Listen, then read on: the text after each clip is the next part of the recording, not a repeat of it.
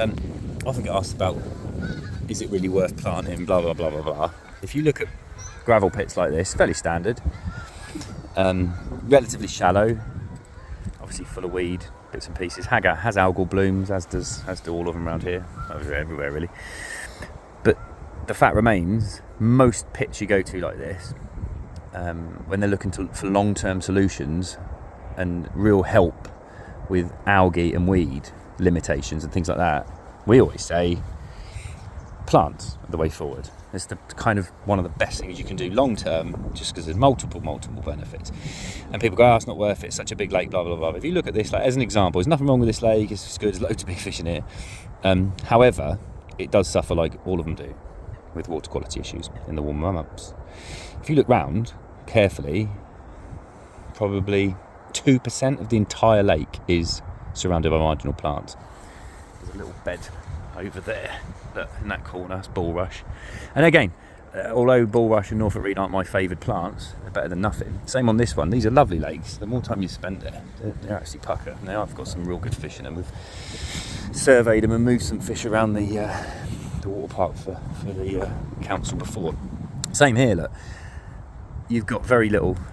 Oh, hang on, I'm doing 6 things at once here. This is kind of how I always do my videos.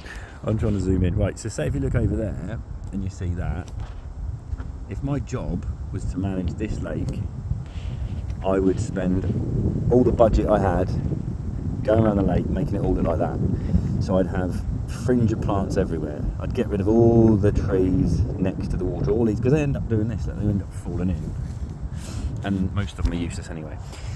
And it's not like those short trees around here. Look behind the lake, there's millions. But if you did that as a job, i.e. you went round with a machine, cleared all the margins, took all the crap away, and extensively planted the entire margin of this entire lake, obviously swims, leave a swim, and then plant, and then swim, and then plant.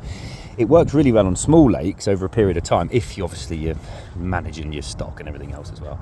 On lakes this size, that's the sort of levels you'd really want to be achieving. See, there's tiny little patches of iris over there, there's tiny little patches of bulrush over there. There's nothing on the island.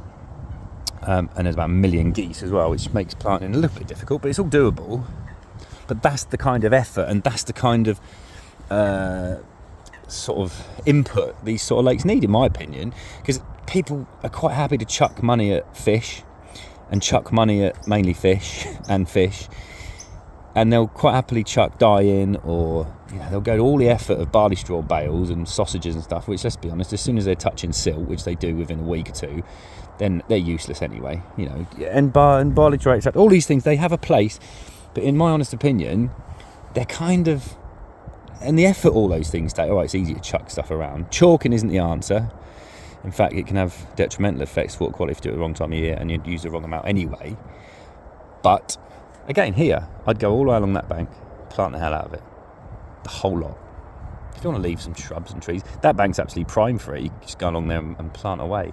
And then when you've got all those trees along there, anglers kind of say, oh, you're going to ruin it. And, well, you're not. Let's be honest, if that was all gone, and there's very little water under most of the margin, and then it's full of weed next to them anyway.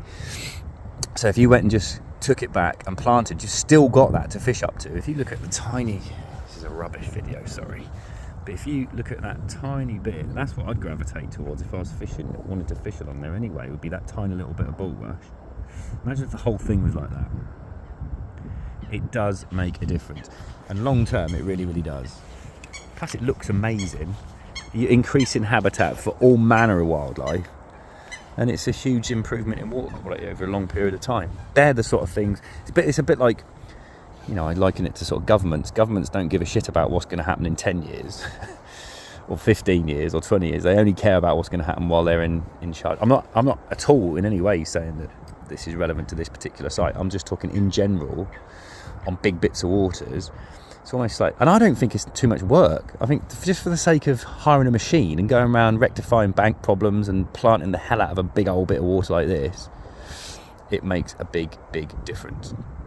No one does it, but when I've done it and been involved with things like this in the past and done it in lakes that we've been in control of, it does make a difference. And it's not only that, I'm like a broken record when it comes to this sort of stuff, but that's That's how strongly I feel about it, and the difference it can make over a multitude of aspects of fishery management is why I keep banging on about it.